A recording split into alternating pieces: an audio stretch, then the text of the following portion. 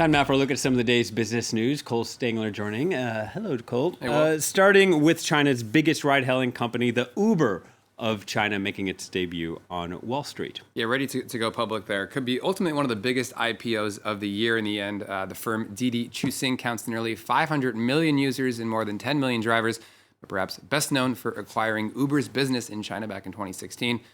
The rebound in travel, Didi could reportedly be valued at around $100 billion. That would put it well on track to have the largest IPO in the U.S. for a Chinese-owned firm since Alibaba in 2014.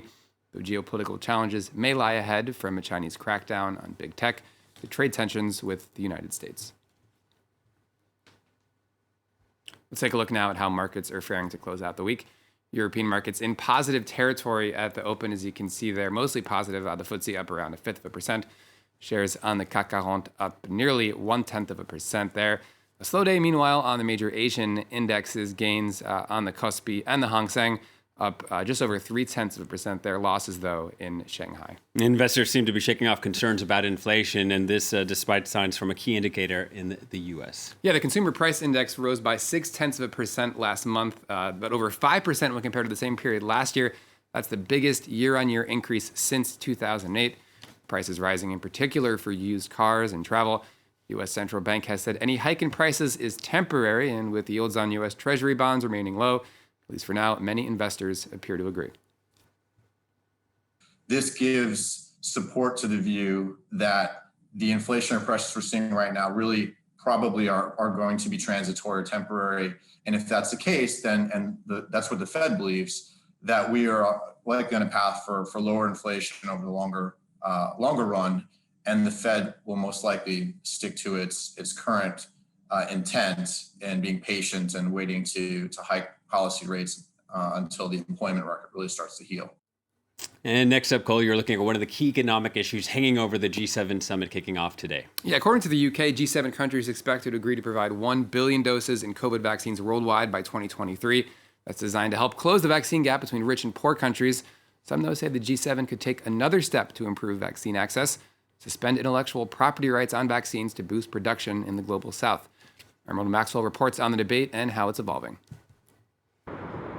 Drawing lines in the sand, activists welcomed G7 leaders to Cornwall with a message: waive intellectual property rights over COVID-19 vaccines.